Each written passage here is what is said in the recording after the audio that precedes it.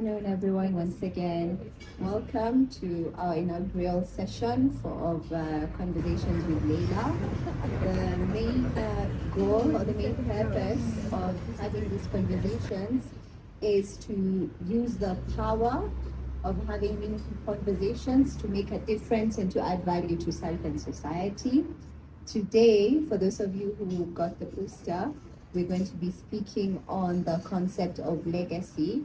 And before we introduce our very honorable and dignified guest, I would like to ask at least one or two of you to give us your understanding of what legacy means to you.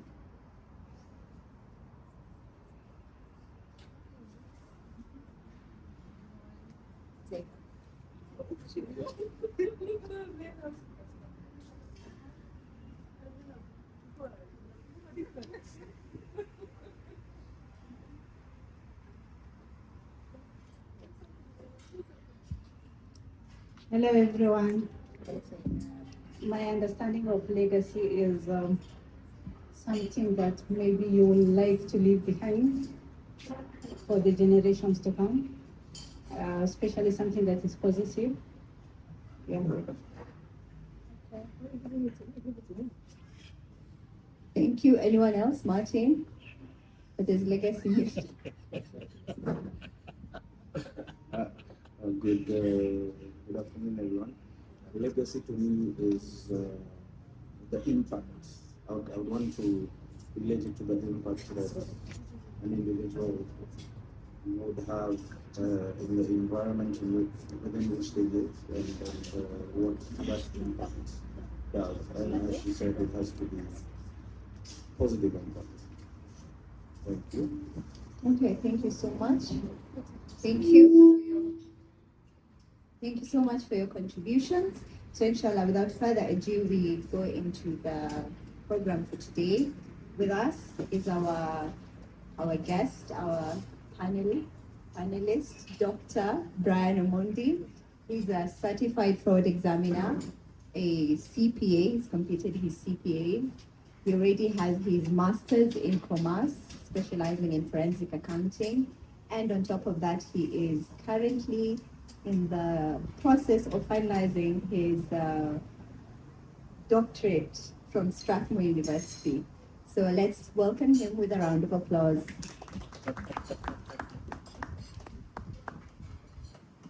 Wow, thank you so much, Leila. Good afternoon, everyone. Thank you so much. So, as Leila has put it, my name is Brian Omondi, and besides all the things she has said, I think I can sum it up by saying that I am a proud husband to one wife and two sons. Yeah, so I think for me that is my identity, that I have a family and a family that I love so much and I'm proud of. Yeah. But I think just to say is that I met Leila some few years back in Strathmore Business School. And before I delve into who really Brian is, I would want to just describe her using 3 words, because she has been my friend for some time and the friendship has been good. So Leila, I think for me, since the year 2020 when we first met, I can describe you in 3 words. Number 1 is that you are courageous, you are audacious, and you have clarity of what you are doing. So that sums up my understanding of who Leila is, and I'm happy that in our very first show, she considered to have me as the first panelist. So as she has said, my name is Brian Omondi, and I'm a forensic accountant. What that means is that I'm a certified public accountant and certified fraud examiner who specializes in financial crime investigations. So I run a firm that is called Brian Forensics. We have an office in Nairobi here and another office in Kigali, Rwanda. So what we do is to investigate financial crime and fraud. But we also help organizations to prevent fraud from happening. But should it happen, then we come in to investigate. So that is what I do.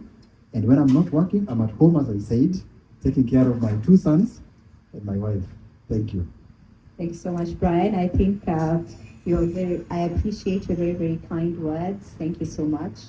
And Brian also, he's very humble, Brian Forensics, he's the founder and managing partner, right, of Brian Forensics. And so I'd like to ask you, because while we were doing, we did our masters together, and this is something that was of, it was a curious point for me, why he opted to go into this very specialized, very unique field of financial accounting, specifically forensic accounting. Brian, do you enlighten us a bit?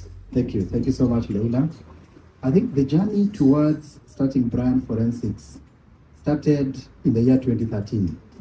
And at this point in time, I just joined Strathmore to do my CPAs. And I remember during the induction in Strathmore School of Accounting, the lecturer, the person who was taking us through that process, came into that room with a globe showing maps of all the countries in the world. And in that map, rather in that globe, Africa was presented as a dark space. We could see light in other countries around the world, but Africa was dark. And then we were curious and we asked, how comes it is only Africa that is being presented as dark? Or rather, why Africa? Why darkness in Africa? And the question we were told is that the reason why Africa is presented as dark is because there need to be a disruption in Africa. And the people who are going to cause this disruption in Africa are you people who have joined this school at this time to learn. And so they told us that they want to prepare us to be disruptive thinkers so that immediately we leave, then we are going to create an impact in Africa and we are going to light Africa. So this thing has been troubling me over time. And as I joined the workforce and worked for 6 years and decided to transition and start my private practice, what drove me is that message I got about 11 years ago, that Africa is dark and there are people that are supposed to disrupt this darkness and bring light to Africa. At that time, when we were being taken through this, there was an article that was done by The Economist magazine. And in that article, The Economist magazine was talking about Africa. And they classified Africa as a dark world, right? So we said that our work will be to disrupt Africa and bring light to Africa. And this will be done through our actions, through our activities, through our engagement, and through the disruption and the legacy that we are going to leave as a people. So that was the inspiration. And I remember just a few months ago, I was reading McKinsey magazine in their website, and they were saying that Africa is now being declared as an emerging frontier. So that means that there's a disruption that is going on in Africa, and this disruption is being done by people like me and you in terms of the services that we offer. So I knew that I was going to venture into private practice, but I didn't just want to go and offer what everybody is offering. So what I did before I decided to open my firm is that I went ahead and benchmarked with the best forensic auditors around the world. I benchmarked with forensic auditors in Tokyo. I benchmarked with forensic auditors in London. I benchmarked with the forensic auditors in Japan, in Tokyo and New York. So I wanted to learn from the best and try to see that what is it that they have done that has made them to be outstanding. So when we did that benchmark, we were very clear that the firm that we are going to start in Kenya is going to stand out. And the focus with my team at that time was that within the next 6 years, we are going to have a firm that is going to be admired by our clients because of the quality of services that we offer. We are going to have a firm that is going to be admired by the people that we work with. And we are going to have a firm that is going to quintessentially occupy the public accounting space in Kenya and emerge as the best brand that everybody would want to be associated with. So we are 4 years into this journey, and we are happy that our presence has started being felt. People are feeling our presence, and it is because of the quality of services we offer, the team that we have built, and the impact we are creating in the society. And this is linked to our discussion today on legacy. Ryan, that's wow. There's so much I have gathered. I hope there's so much that everyone is gathering as well. So you said that the seeds, because it seems that one of the impacts you want is you want to have an impact of the legacy of light, because you gave the analogy of light and darkness and how at that time in 2013 what was portrayed was that Africa is in darkness, and so the seeds of light were sown at that time. So my question to you would be: was this choice into forensic accounting, was it linear, or did you begin from a broader perspective and then zone in on it? Thank you so much for that question. I remember, as I said, we started the farm 4 years ago, and that is the year 2020, beginning of 2020. Around August of the same year, I decided to enroll for my Master of Commerce, and that's where we met. And the reason why I did that is because I wanted to acquire a specialization that will make us now stand out and offer something that is different from what the market is already offering. When we started, we are offering the traditional accounting services, that is the accounting, bookkeeping, taxation, and advisory. But we say this is what all the firms are offering. But we want to offer something unique that can solve a serious problem, a pressing problem in the society right now, which the current firms are unable to solve. So when I joined my Master of Commerce program, I specialized in forensic accounting. And that was the basis upon which now we transitioned from offering the traditional accounting services to a specialized service called forensic accounting. And that has made us to stand out. Because as I told you in our conversations offline, I am yet to see a public accounting firm in Kenya that specifically specializes in financial crime investigations. Including the Big Four, right? Including the Big Four. Most of them are currently setting up forensic accounting departments. In fact, we are even working with some of them in some of the assignments that they get. Just for the audience purposes, what are the Big Four forensic, the Big Four accounting firms? Well, we are talking about Deloitte, we are talking about KPMG, we are talking about which ones again? PwC. PwC. They are my competitors, so I may not be very comfortable talking about them here. Yeah, but you're catching up. Thank you. Very good point. And with this, because when you are explaining how you are coming into this field, one of the things you said is you looked at companies in Tokyo, companies in New York. Why were you compelled to look outside, not just of Kenya, and why did you go outside of the continent? That's a very good question. Thank you so much.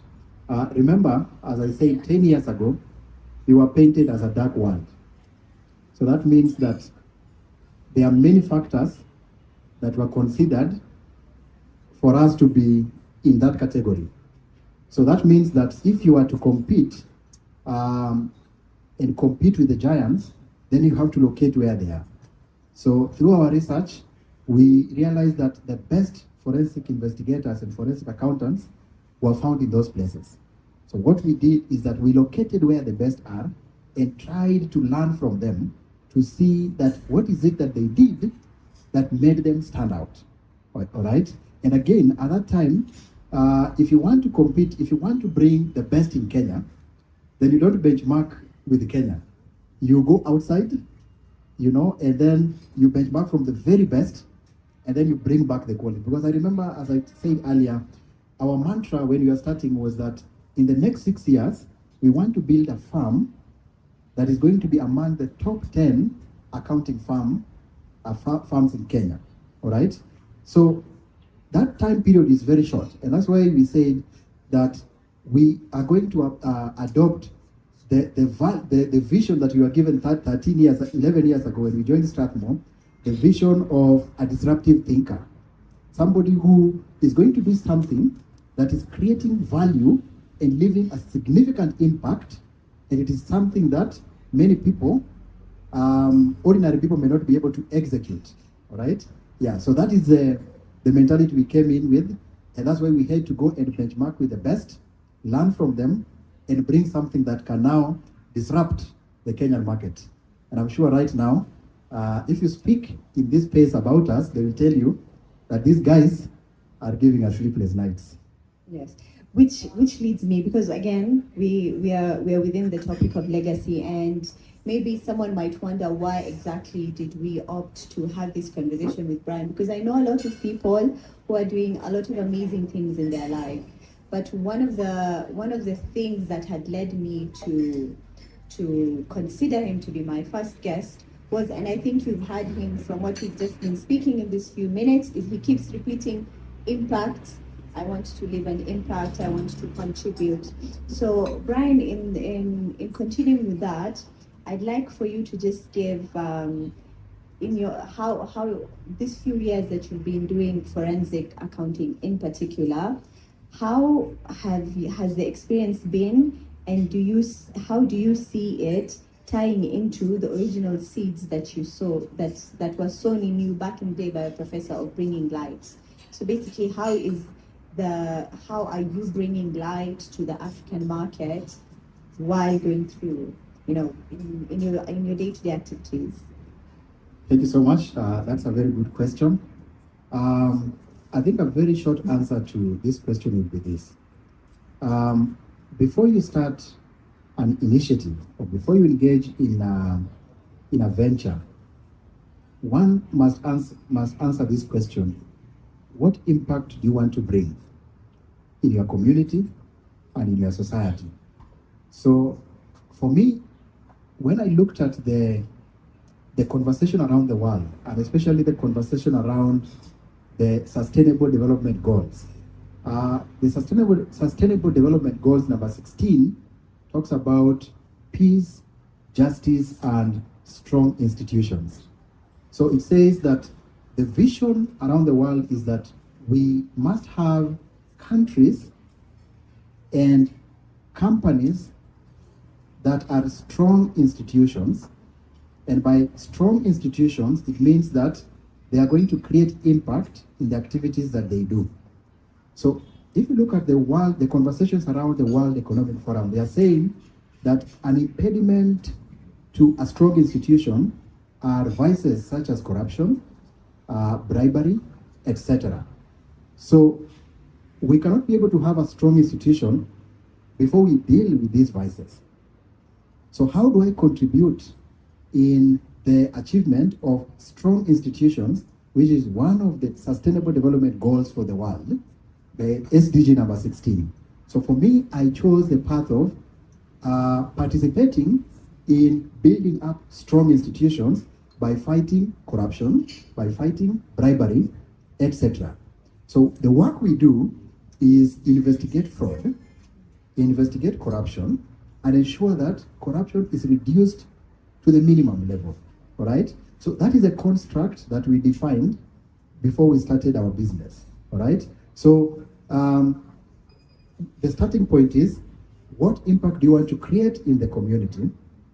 And that becomes your construct. When that is clearly defined, then what are you going to do to ensure that the construct is properly addressed and an impact is realized at the end of the day? So that is how we started. And now we had to build a team that can be able to align with the vision and the construct that we had defined earlier. All right? So, and just as it's normal with all companies that are starting, when you're starting, you have to really push people because you want to align them to a particular vision and the goal that you want to achieve. So many years of our starting, we had to push people so much, and I know people don't like being pushed. Naturally we don't want being pushed, but you have to push people to align them with a bigger vision, and then along the way, once they are aligned, then you can start feeling the impact in terms of the problems you're solving in the society and how the people you work around with are being impacted along the way. So my work as the vision bearer has been to create the momentum by constantly pushing people and reminding them that it is possible, and we are contributing to the major goal of creating a disruption in Africa, which results in creating a stronger institution, which results in making a better Africa and a better world for us to live in. But let me just say about the process of constantly pushing people. You know, I don't know whether you have traveled in places like Machakos or Kilifi. Machakos, yes. Kilifi. Kilifi, yes. Yeah. So if you drive in Machakos or Kilifi, you will see these young people hitting very big rocks with a very small hammer. They break the rocks to get ballast. Okay. All right. So they are constantly hitting the big rock with a very small hammer. So the first time I saw these people, I thought that this was so rudimentary. It was stone age, but I asked myself, what is the rationale of hitting a big rock using a very small hammer? But then I realized that at the end of the day, they get ballast. All right?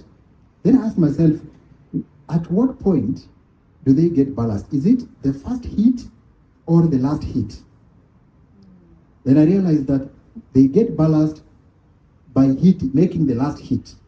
So by hitting consistently, they are breaking the strength of this rock, and the last hit breaks the rock and they get ballast. So in relation to what we are discussing, by pushing people, you are making them to develop the stamina that can enable them to deliver a result that can create an impact and can transform our society. Yeah, and if you even just follow the example that you've just given of the ballast, maybe that person, when he was doing that, right, we'll assume it's a he, or was it a she? Okay, sorry. When he was doing that, it never crossed his mind that on the 23rd of July at Kesh, he will be used as an example, right? Yeah. So it was something very small and something that maybe someone would find it's not impactful, but it had an impact on you. Would you say that that can be that person's legacy? Yes, that is legacy, because as we have understood here, I mean, legacy is basically something that you can pass on to the next generation. In their case, the last hit that gives ballast is victory to them. And there's somebody that is waiting for that ballast to build a house or build roads, right?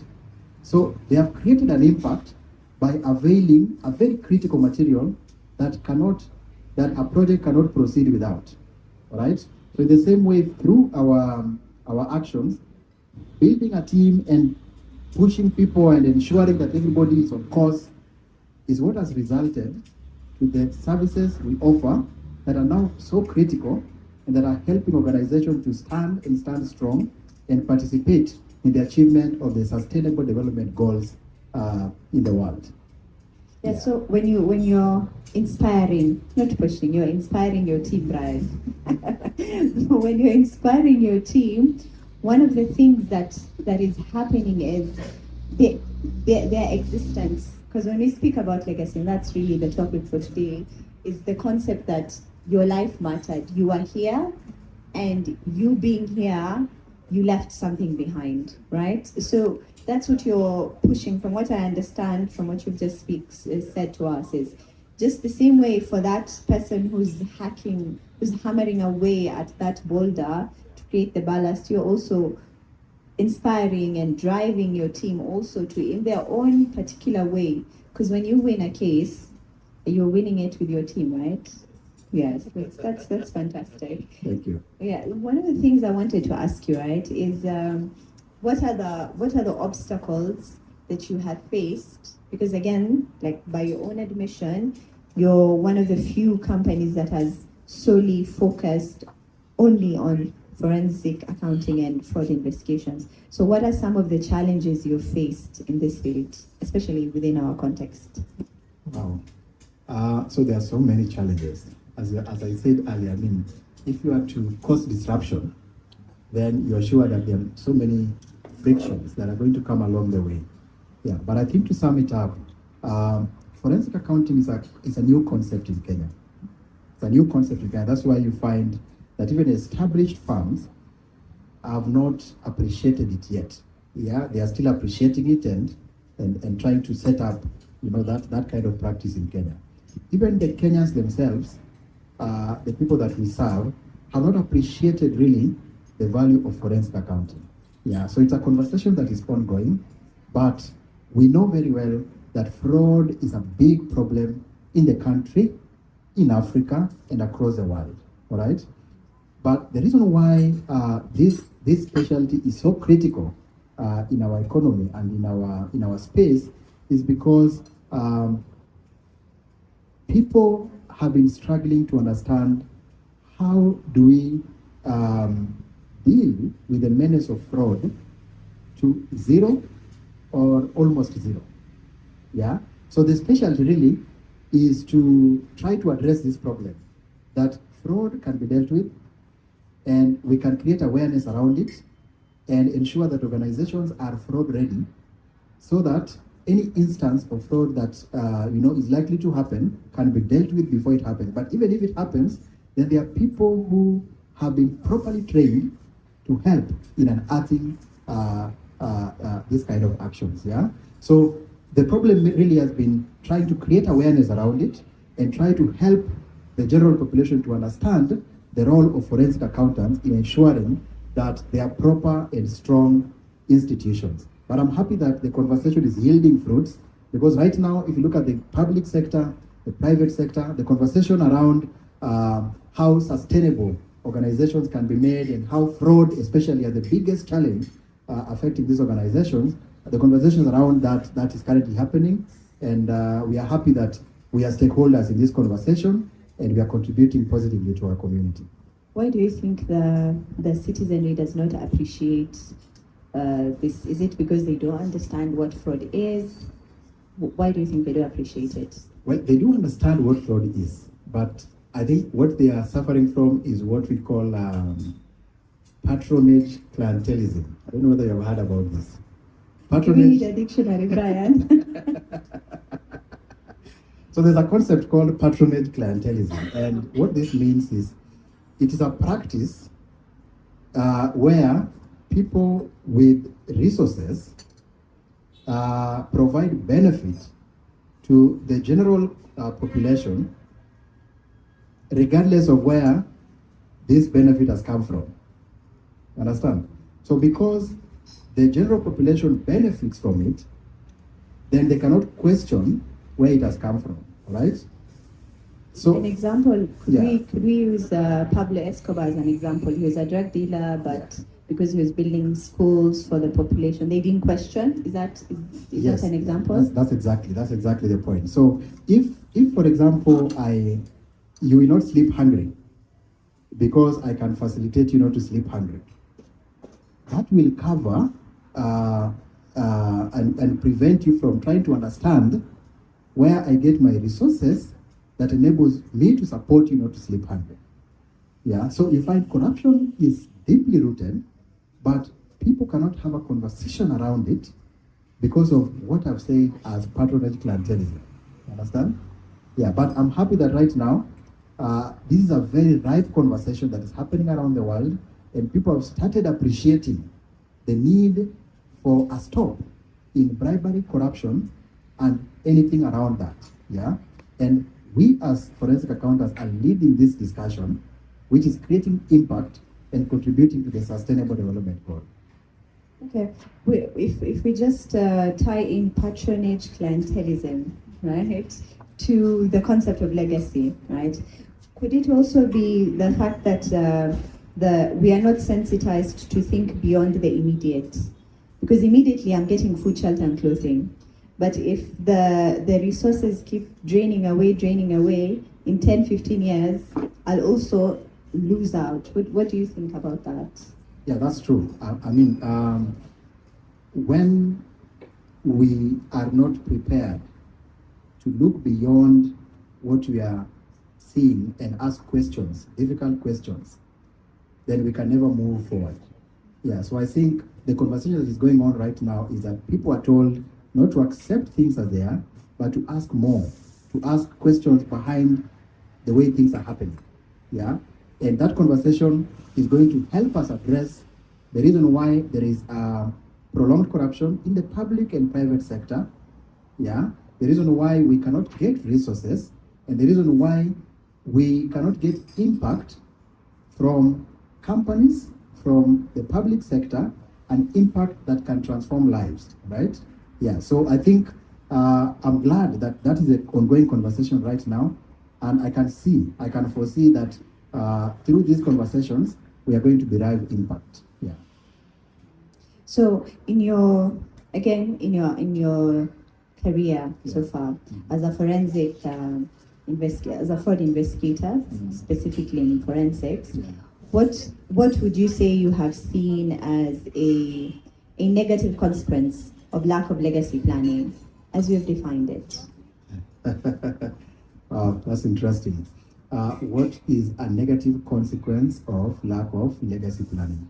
Based on what you've been doing so far in the past 4 years with brand forensics, have you come across cases that have shown you the importance of legacy planning? Very, very well. I mean, without getting into the details of the cases, due to the sensitivity of these cases, yes, I can confirm that indeed legacy planning is a big problem. It's a big problem, and I mean, you see families that are in shambles when the breadwinner, for example, passes on, and people are fighting over property. Yeah. Remember, we said earlier that legacy is anything that you pass on. It can be assets, it can be values. Yeah. So we have seen people fighting, and they fight because the person did not leave a proper legacy for the family. All right. We have seen countries that have come down just because the leadership did not prepare well for the future. All right. So I mean, it's a big problem, and it's a problem that now requires that people should have conversations within families, within governments, and outside as individuals as well. What is it that you can do to ensure that you leave a stable family, for example, that you run a company that will create impact beyond you, all right? Or that you run a country that has strong values and strong institutions that can be able to outlive the people who are currently in office. But it's a big problem. Countries are failing because of lack of proper legacy planning. Families are failing because of the same, and even individuals are failing because of the same. Yeah, so I think this is a big thing, and I'm glad that we have started the conversation on this show. Thank you so much, Brian. Yeah. So where do you think that we should start by plugging in the gaps? Where do we start sensitization, or where do we start dealing with the problems instead of dealing with it after the breadwinner has died or after the country has collapsed? Where do we start to plug in? In Swahili, for those of us who studied in Kenya, we used to say usipoziba ufa utajenga ukuta. If you don't plug in a crack in the wall, then you're going to have to build a new wall. Very well. I think where do we start? We need to start from here, because it should come out very clearly as it is doing now on the importance of legacy at a personal level, at a family level, and at a national level. All right, because it is a practice that many people have not appreciated so far, and sometimes we ask when we are handling such matters, and you hear that people just didn't know that they would get to a point where their actions are putting other people in problems. All right, so the discussion should start now. In fact, it should have started yesterday, but we are not late. So we continue the discussion, but let us narrow it down to the individual level, from the national level to the family level to individual level. Let's see how our actions can positively contribute to the success in the future, and that is the legacy we are talking about. Yeah. That's amazing. And I'd like to ask you, Brian, you seem to be very passionate about this. I'm very impressed. And I'd like to ask you, who would you say is an inspiration for you? Whose story or whose life inspired you? Young Brian, once upon a time you were in primary school. Who inspired you throughout your life? Whether dead or alive, can be one person, two people. We're intrigued. Wow. I have three people who have inspired my life to do the things I do the way I do them now. But since I want to be invited again in this show, I'll talk about one person. And I hope that I will come to talk about the other two people because they are so impactful, as you're going to hear. Yeah, so I think there is this philosopher who once said, and I think this should be Henry Ford. Henry Ford once said that when you stop learning, you are old, whether at 20 or at 80. But when you keep learning, you are young, whether at 80 or at 20. And he says that the best thing to do is to keep your mind young by engaging in long life learning. So my mantra has been to constantly learn, and I've been able to learn from the best. So the three people that have inspired my life so far are: one, the Henry Ford I've talked about; two is Abraham Lincoln; three is Michael Faraday; and Benjamin Franklin. In fact, there are four.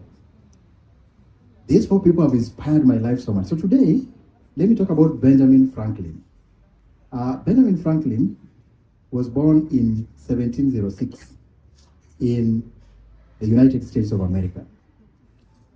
This gentleman had only 2 years of formal education.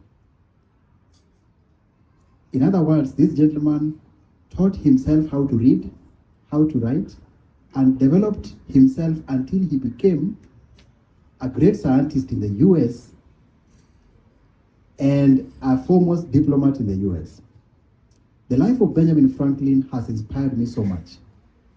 I remember in his early days in life, he used to be an apprentice in a princely show.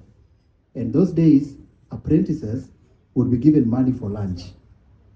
So what Benjamin Franklin did as a young man, he would keep the money that he used to be given for lunch until he could afford to buy the books that he wanted. And he continued reading the books, and over time, the lion in him began to rise. He developed himself as a top scientist in the US. In fact, some of the achievements that he made is that he's the one who negotiated for the British support for the revolution in the US that enabled the US Army to succeed in their revolution. Number one. Number two, Benjamin Franklin, with only 2 years of formal education, was the signer and preparer of the Declaration of Independence in the US. He's the one who prepared and signed the Declaration of Independence in the US with only 2 years of formal education. Again, Benjamin Franklin, in the year 1786, started what is currently known as University of Pennsylvania. And this university, by the way, according to the latest World University rankings, is still being ranked number 16 all over the world. So when I look at the life of this person, with only 2 years of formal education, he can be able to start a university. How many years ago? In 1786, that is many years ago, right? Starting a university that is still relevant to date. This same person started what we call the Pennsylvania magazine. If you follow these magazines, that magazine started in 1700s, is still relevant to date. This one person single-handedly negotiated for the British support for the revolution in the US. This one person, the country has appreciated him to the fact that in the US currently, there is a day that has been set aside as the Benjamin Franklin Day. Every year, 17th of January, is a Benjamin Franklin Day in the US. So I ask myself, with only 2 years of formal education, look at the impact this gentleman has made to his country. We have 365 days in a year. America, according to Worldometer report, America has about 341 million citizens as we speak. If the country can set aside a day for you out of 365 days, then you must be an impactful person. You must have left a legacy. And these are hundreds of years after your demise. By the way, he died in 1790, 4 years after setting up the University of Pennsylvania. So if I look at the life of Benjamin Franklin, in fact, by the way, what I didn't mention again is that if you look at the 100 US dollar bills, that bill is called Benjamin's. And it's called Benjamin's. In fact, you'll even see his picture in that bill. So this communicates to the impact that one can live years and years and generations after their demise. So when I look at Benjamin Franklin, and I look at his life and his education, with only 2 years of formal education, and he has created a long-lasting legacy. His university is still ranking the 16th in the world. He's among the fathers of the United States. People still talk about him, and is remembered by setting aside 1 day out of 365 days. This is somebody who has inspired generations, who has inspired me at a personal level, and has inspired the whole world. So I look forward to leave a legacy that is similar to what Benjamin Franklin has left, or even more. But I feel like I can do more because I have so many years of formal education. I've been in school since all my life, more than half of my life, But this person only had 2 years of formal education. So I feel like I can do much, and I just need the grace to be able to do much. Because if he could develop himself to become one of the top scientists in the US, and the top diplomats in the US, and the top scholars in the US with 2 years of formal education, then I feel like me and you seated here can do more and create a long-lasting impact in our society, in our community, and around the world, and become the disruptive thinkers that I talked about earlier, and light our continent, Africa, and make it great. So I will leave it there. The next time I'll talk about the other 3 people. Yes, and I think if Benjamin Franklin was here, he would have blushed maybe because of all the compliments. But there's something also I've noticed. The Declaration of Independence, the University of Penn State, those are strong institutions, and that's something that you also have continuously repeated in this conversation, that you want to, build a strong institution, contribute to strong institutions. And in line with that, and pursuant to what you've just said, you've answered a bit of the question, but the next question, but I'll still ask you, which is, as Brian Omondi, the founder and managing partner of Brian Forensics, Brian Omondi, the father, the husband, as at today, what are the goals you have for the future, and what is the impact that you want to leave behind? Wow, thank you so much. That's a very difficult one now. The other ones were simpler. I have tried to quantify the impact that I would want to leave when I finally hang my boots. And as at this time, I have not been able to quantify it. But what I'm currently doing to try to create a long-lasting impact is to set for myself and my organizations a vision which we have done that is scary, a vision that is very ambitious, and a vision that can impact lives, not just our lives, but the people that we serve. What we have done to achieve this vision so far is to remain laser focused, to remain determined, and to do whatever it takes to ensure that we deliver to the scary big vision that we have set. So the construct we have set for ourselves is that we want to create a legacy by creating an organization that can offer quality services to our people, services that can be admired by people both within and outside, and the people that offer these services also have an admiration for the company that they work for.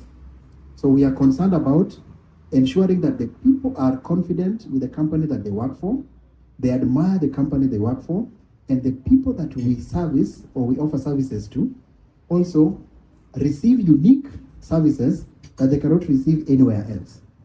So our goal is to ensure that we set up an organization that is a powerhouse brand in Kenya and beyond, and that can quintessentially penetrate the public accounting space in Kenya and become a brand that everybody can be looking forward to. It's a very big vision. It is a vision that I may not live on this earth, but I'm happy that I will leave a strong institution that can be able to achieve this big vision that perhaps I may not be able to see in my lifetime. But the conversation has begun, and I can tell you, we started 4 years ago in Kenya. Right now we have moved to Rwanda. Our next stage is Tanzania. We are going to South Africa. We have a very clear plan on how we are going to transform Africa and bring light to Africa. As I said earlier, 13 years ago, 11 years ago, sorry, we saw an Africa that was dark. So we are trying to illuminate Africa through our services, and along the way, creating impact along the way. And we are sure that this is going to contribute to the Sustainable Development Goal number 16, building strong institutions that can outlive us. Fraud is the darkness and Brian forensics is the light. Yes, that's amazing. And since this is something that you alluded to in the introduction as part of your identity, which was as a family man, a husband and a father. So say your kids maybe 30, 40, 50 years from now, they watch this on YouTube, what message would you want to give it to them? I would want to encourage them that it is possible to create a long-lasting legacy. It is possible to create a positive contribution in the society. But the starting point is one must define a very clear construct of what they want to do and very clearly define the ways in which they want to act to ensure that they achieve that particular construct. Yeah, so as a person, I will try to empower, and I've done this before, empowering people that I work with, empowering, even at family level, I've tried empowering our children to ensure that we give them the capacity to be able to think differently and be disruptors. Yeah, because what the world currently needs is disruptive thinkers, people who can be able to do things that people don't imagine and create tangible contribution in the society. And I'm sure that the young boys that I'm currently raising are going to take the steps. But should they not take these steps, I want to be on record that I provided an avenue for them to do much. The opportunity is endless. You can see from the example I've given that regardless of your level of education and exposure, if you decide that you want to create a tangible contribution, a meaningful contribution to the society, you can do it. I've given you the story of Benjamin Franklin, who only had 2 years of formal education, and the world is celebrating him to date. But I think the best people could do to start is to immerse themselves in a lot of information, constant learning. I don't know of a great leader who is not a learner. I don't know of an impactful leader who has not been committed to constant and lifelong learning. I think it is Henry Ford who said that I do not think much of a man who is not wiser today than he was yesterday. All right? So it means, therefore, that if you are not constantly learning, then you may not appreciate the things that you need to do to create this transformation or this legacy that you're talking about. I know that every leader, and I'm sure there are leaders here, is a reader, and every committed reader is a potential leader. I don't know of any leader, by the way, any impactful leader who is not a reader. Or at least a learner. Or at least a learner. But I know that any committed reader now is a potential leader. Let me flip it this way. Every leader is a learner because you must learn and unlearn. By the way, in leadership and management, we say that it is by engaging the senses of others that you can make sense. And that means that, therefore, every leader is a learner, and every committed learner is a potential leader. That making sense? Absolutely. Very well. Yeah. Yeah. So what you are saying is that one must immerse themselves in learning, constant quest for learning, and it is through learning that you'll be able to see how you can meaningfully contribute to whatever that you do, regardless of the state you are in, and leave a legacy that is long-lasting. Thank you. So to Junior Bryans, your father has sown the seeds, and there are no excuses if you're not leaders and you're not learning. Okay, finally, because we need to open the floor up to the audience as well. I'd like to, because the whole point of this conversation is not so that people feel lectured to, or you feel like a classroom. Like Brian said, we spent half of our lives, or 3/4 of our lives in school. What we want are conversations that have an impact. So my question to you, Brian, as we close for today is, what is your call to action? I think my call to action is simply to encourage all our viewers and all our audience here that please let us commit ourselves to lifelong learning by constantly acquiring new information and use this information to bring change in our lives, in our families, and in our country. In whatever level you are, in whatever you do, you can create an impact. You can create an impact. But the call to action is, let us read. Let us read. I have the stories of the 3 people that have inspired my life. They have one factor in common. And the factor they have in common is that all of them only had 2 years of formal education. 2 years. All of them had 2 years of formal education.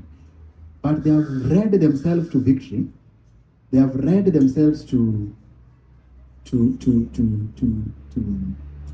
create the impact that we are currently celebrating now.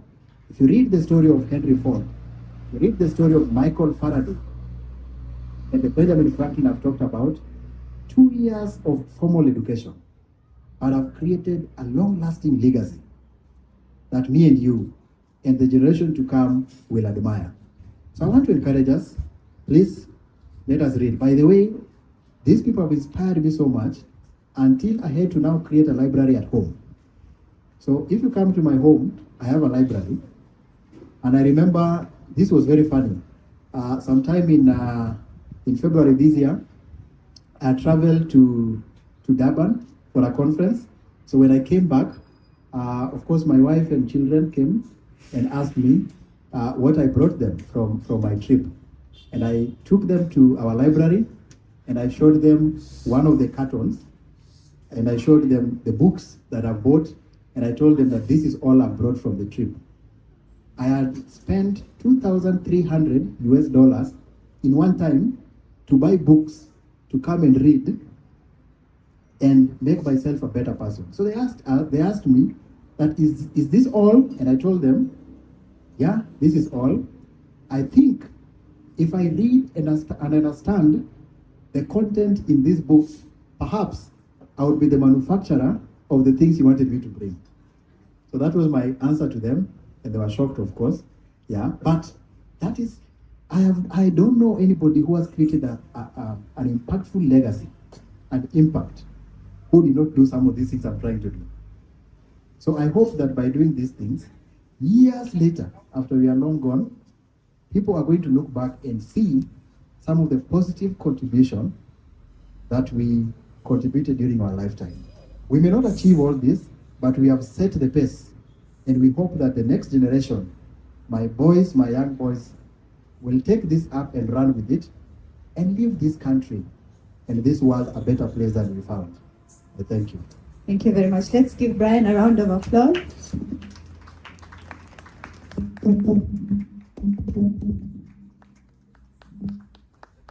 Okay, now we open up the floor for any questions, any feedback, any contributions. Anyone want to add something? If you have any questions for Brian, this is the opportunity.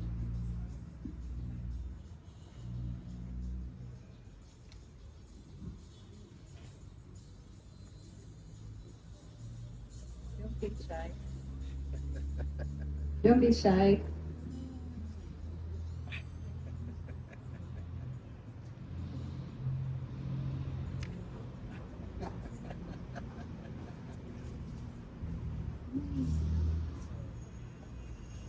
Thank you very much, Leila.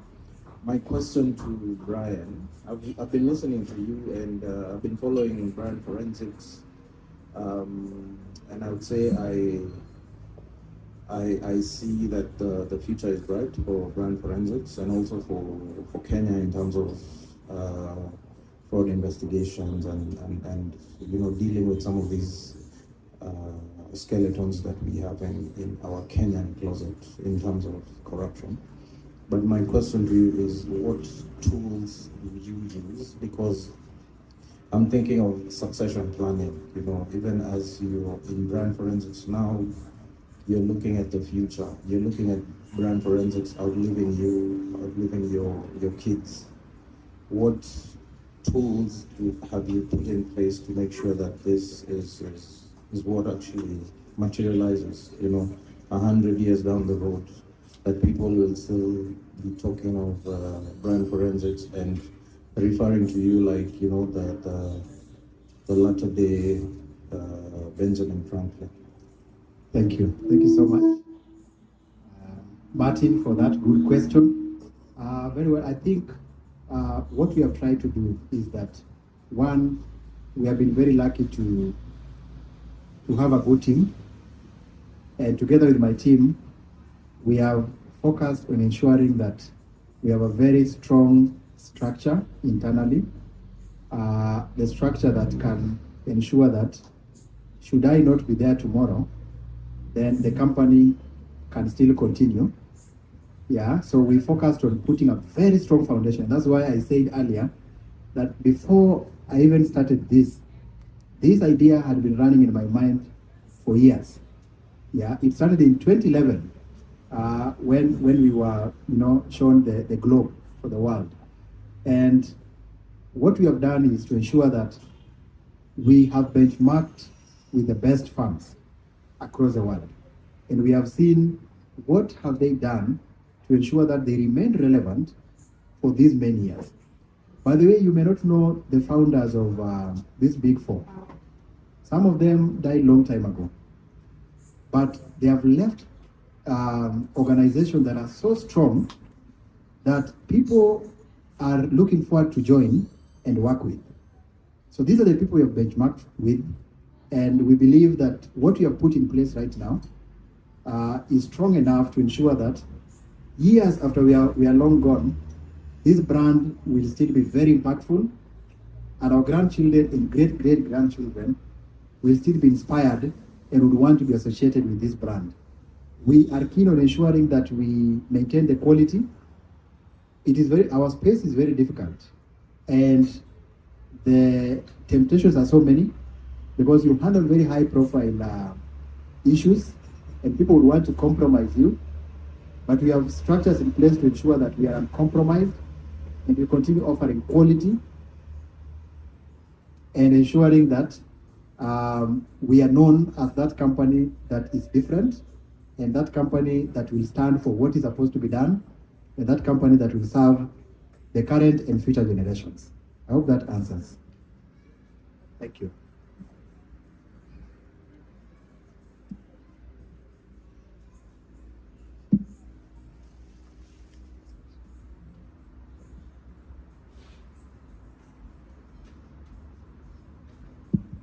Hi everyone. Hi. First of all, thanks Leila and Brian for this great conversation and everyone who's here. Mine's not more of a question, keeping it conversational. More of something I feel like we need to highlight in terms of our legacies. And Brian has really emphasized on the concept of reading and learning, which is key. But in that same light of reading and learning, one very, to me, I find, my opinion, very important to focus on in light of building a legacy is understanding your roots. So as we are reading and learning, I think the one thing we have to really pay attention is know who we are. And I'm not talking in the space of self-awareness here. I'm talking in the space of our history, as in our context, our history as Kenyans, our history as Africans, our roots as Africans, who we were, right? I'm going to be the devil's advocate here a bit. The concept of Africa being put out as the dark spot in the globe doesn't sit so well with me, personally. I mean, not everyone has to agree with me, but the question is, we are a dark spot or a dark continent according to who? Right? It is as per whose view that we are a dark continent, right? We are a home, we are a continent that literally runs the world, if you really look at it, right? But thanks to individuals such as Brian in such institutions that they have, they're trying to tackle the issues that do not allow us to be at the steering wheel of running this continent, right? So if we give ourselves, our children, an opportunity, and as he says, Brian has a library in his house, so that's 1,000+ books. I hope in those 1,000+ books, there's somewhere there about the history of our continent, the true history of our continent. Books about our heroes in Africa, books about people who we can look up to in our country, who sacrificed, who have left legacies for us to be able to sit here today and have this conversation. I feel like it's very important as we look outwards for inspiration and guidance. It is even more important to look inwards and understand. As much as others have made it out there and have days, some of the problems that we have today and some of the issues that we are facing today is simply because as Africans, as Kenyans, we have refused to accept that we are great at some point and our history has shown it. Because we don't know our history. We don't take the time to study our history. We need to understand who we are. So in our learning and reading journeys, my I don't know, small contribution is go buy that book you find expensive at Textbook Center about our first president. Go buy about the hanged in our country, right? History of the Hanged is a really good book for one. That would give you an understanding of how this country was built, bone by bone, by our own people. I think that would give us the pride, the inspiration and the motivation to hold our heads high and build this country for ourselves. That's my reflection. Wow. Excellent. Thank you. Thank you so much. Please remind me your name again. Ifat. Wow, that's a wonderful contribution from Ifat. Ifat, I am one of the people who subscribe to your school of thought. When that globe was brought to me and Africa was painted as dark, I am one of the people who were very angry with that proposition. And in fact, I said that I am going to go out of my way to ensure that in my own small way, I contribute very positively in bringing light. But then the truth of the matter is, in terms of resources, Africa is the best, is leading in the world. We have the potential for greatness. But in one way or another, most of us have not taken the front stage. We have not come to the front stage. If we can start this conversation and we speak the way she's speaking and the conversation we're having here, and everybody stands with the fact that we are great, we have the capacity, we are the best, and therefore we are supposed to be on top there. That is how we transform a country. And that is how we transform our continent. All right? So Africa, our population, our resources, we are not supposed to be where we are right now. We are not supposed to be where we are. We are not supposed to be relying on donors to support the key function of the government. That without the external support, we cannot run a country. I mean, it is quite unfortunate that we are there, but I think it is a leadership problem. It is an individual problem. People have taken a back seat and said that let the leaders run with it. Our voices will never be heard. Even if we make noise, they will not hear. But I think we need to, from an understanding point of view, as she's saying, understanding where did we start from, and then building a conversation on, we started very well, we were in the same position with these other countries that people are talking about, and therefore we can get up there. And we start acting towards getting up there. So there is hope, but it will require disruptive thinkers. I'm glad that you're one of them, and I'm sure there are so many here. Let's have a number of disruptive thinkers who can think the way she's thinking, the way we are thinking, and make this world better. Starting with our country, Kenya, and Africa. By the way, this conversation is very ripe because as we speak now, the young people are on the streets and they are saying that the people that we have entrusted to speak for us are not doing us justice. And because of that, we want to let them know that we understand what is supposed to be done. If they can't do it, we'll push them to do it. So this pushing I was talking about earlier, they are trying to push the leadership to do the right thing. So I'm happy. We are heading somewhere now. This conversation and what is going on right now is what is going to bring change in this country and in Africa. It has started in Africa. It has started in Kenya, by the way. Other countries are also picking it up. In the next few years, we are going to have a very robust continent. And we are going to go back to where we belong. Because we don't belong here. I agree with you. It is their perspective that we are here, that we belong here, but we don't really belong here. We belong up there. And that's why those people can't do without us. They come here, they ensure that they manipulate us. By the way, they have manipulated us to give us support that is shutting down our economy. And because they know we can't survive without them, they continue to do this. So we need to rise up and start challenging some of these vices and take back our position as a country and as a continent, because it is doable. It is possible to talk about what she did, what I did, and what all of us did, because they are not different.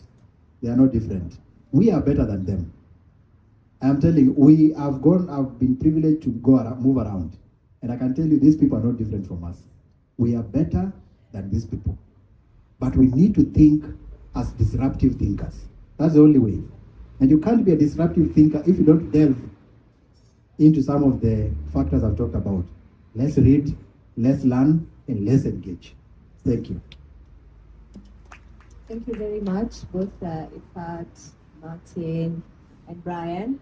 I'd just like to add one more thing, which is all these countries that we call the developed nations of the world, it is their ancestors that sowed the seeds for them to be where they are today, right? At the end of the day, it is the benefit they are reaping is from what their ancestors did.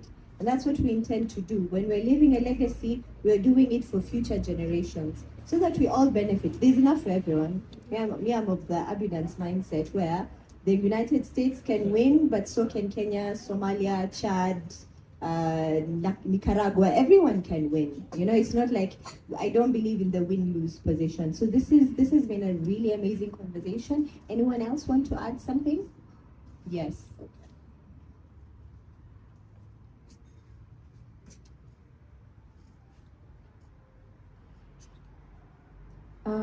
Thank you so much, Brian. Thank you, Leila. Thank you for everyone who's here. I think the conversations are really inspiring, And for me, the first question that Brian came up with, what impact do you want to bring in your society, in your community? Like, let's like we are thinking of the broader version and not like for me myself, I want to be rich, I want to be not sleep hungry, nini. But then what impact do you want to create in the society or in the community? So for me, my question for Brian, we really talked about Benjamin and Henry Ford. Maybe I would like to ask you to give me 2 books that you would propose to anyone who's, because you've really inspired us to read to become leaders. So give me 2 books that you would suggest that we read. Thank you. Wow. I have so many of them, but let me give you the 2. Start with the 2. When you finish with the 2, please come back again. Yeah? So, the first book I want to recommend is a book that I'm sure most of us have read. There is a book called The Grit by Dr. Angela Duckworth. Yeah? So, grit, basically what the book says is that with effort, everybody can do anything. We have unlimited opportunities, all right? But what it emphasizes on the fact that we need to put in effort. And that with effort, you can achieve anything. And they say there is nobody who cannot get to the top should they decide to get there. So it really resonates to what you're talking about, that there's some energy and effort that we need to put in for us to bring this disruption in our lives, in our families, in our society, and in our continent, all right? So that's the first book. The second book is called Why Not Win? Why Not Win? I'm forgetting the name of it's a very long name, the name of the author, but I'm sure if you search it, you'll find it on Amazon. Why Not Win? So basically what it talks about is that, why do you think that the other person can do it and yet you can't do it? So it gives you a mindset to think that I can do better than what the other person is doing, and therefore I'm not limited in any way. But the decision is from you. You have to decide that I am going to win, and you put in the effort and the energy to win. I'm sure if you start with those 2, for the next 2 weeks, we can regroup again and I will share more.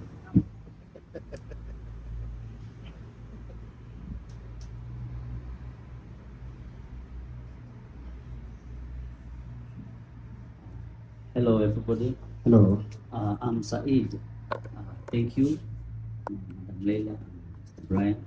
So mine is just to add just 2 questions, very simple ones.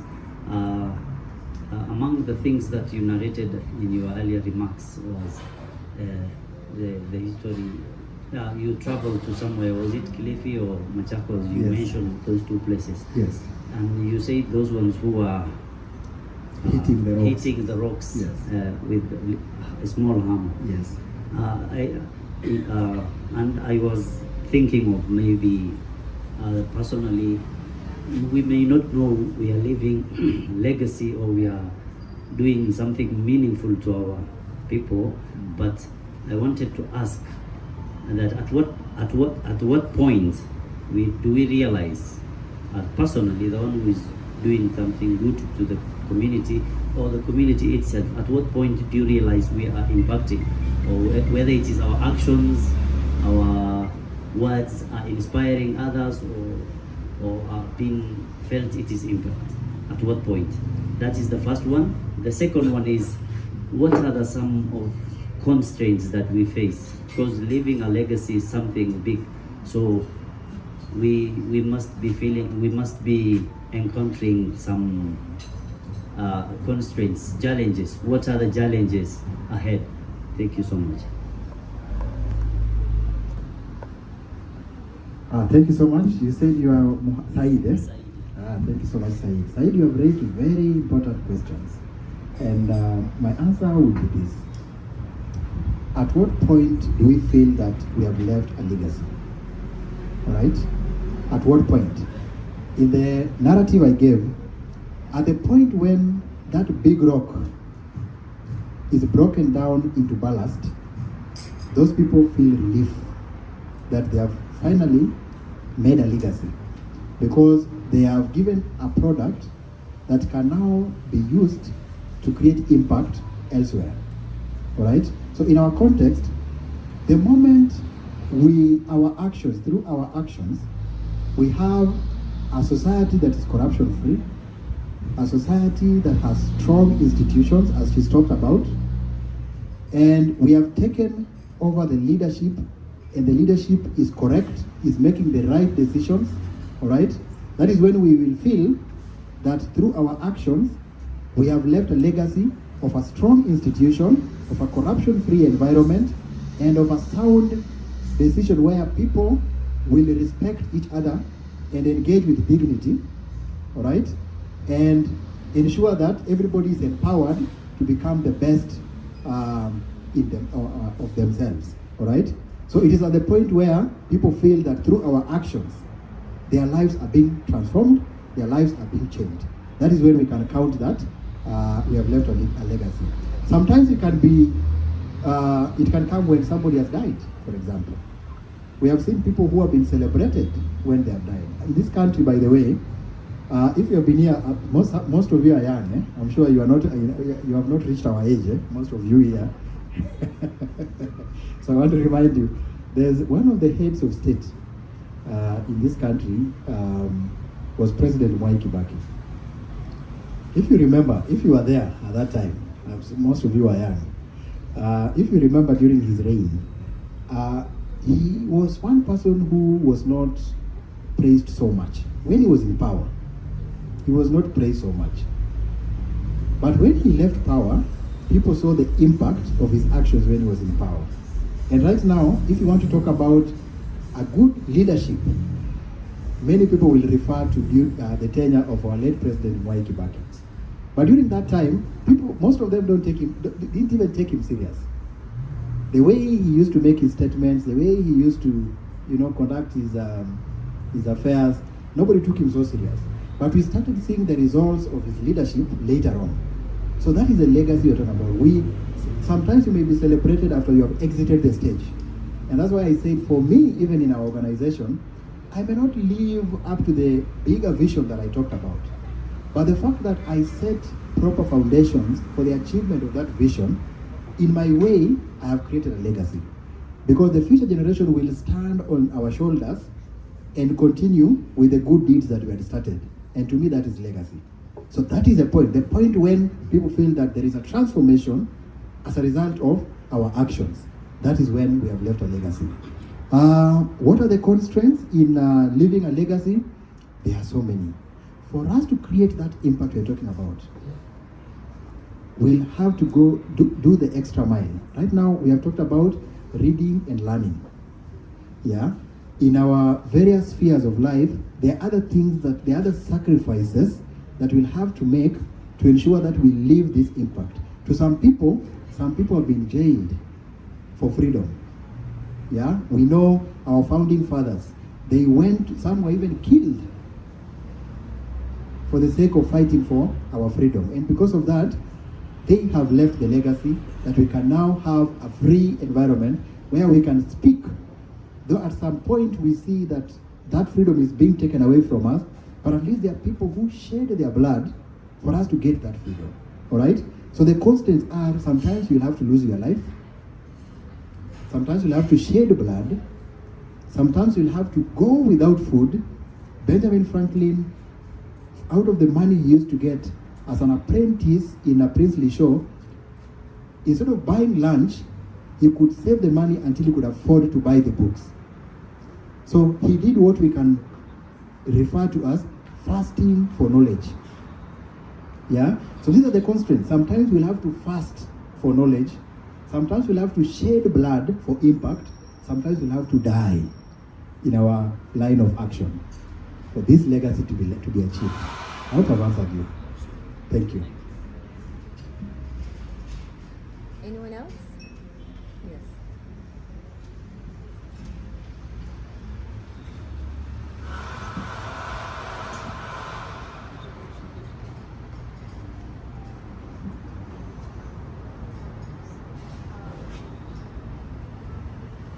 Thank you so much, Leila, for this opportunity and also starting the conversation. The most important thing is starting, and I know it took you time for you to be able to just gather the courage to have this conversation. And it has come at a time where we feel it's the right time to talk, yeah? So many things have been happening and we feel somebody's voice needs to be heard. So my question goes to Brian. What keeps you motivated? What inspires you, like, on a daily basis? What keeps you tick so that you are able to keep the legacy going on a daily basis? Wow, thank you so much, Maureen, for that. But that's a difficult question. Yeah, what keeps me motivated? I think for me, the fact that I am contributing in the process of ensuring that we have a strong institution in the public sector, in the private sector, through our services. Sometimes we go through very difficult scenarios to achieve this, but the fact that I am helping organizations to be strong, and along the way, I'm empowering people that I work with to become the best of themselves, and also advising organizations to become the best that they could, and just having conversations around how can we how can we create disruptive thinkers and organizations. That motivates me, and it makes me to continue having this discussion every day, because that is the only way we can be able to leave long-lasting organizations and strong institutions. Thank you. Anyone else? Okay, all right, and so I think we will start to wrap it up. And one of the things I would like us to leave with today is, let's be of benefit, right? Let us, because when you look at it, when Brian has spoken about it, and we appreciate you very much for all your nuggets of wisdom, and your future children as well, and grandchildren, they say hi. So the point is, and something that has come up over and over and over again in this almost one and a half hour, is benefit. So I'd like to remind myself, everyone here, and anyone who gets to see this in future, is let us all strive to be of benefit. Thank you very much. Round of applause.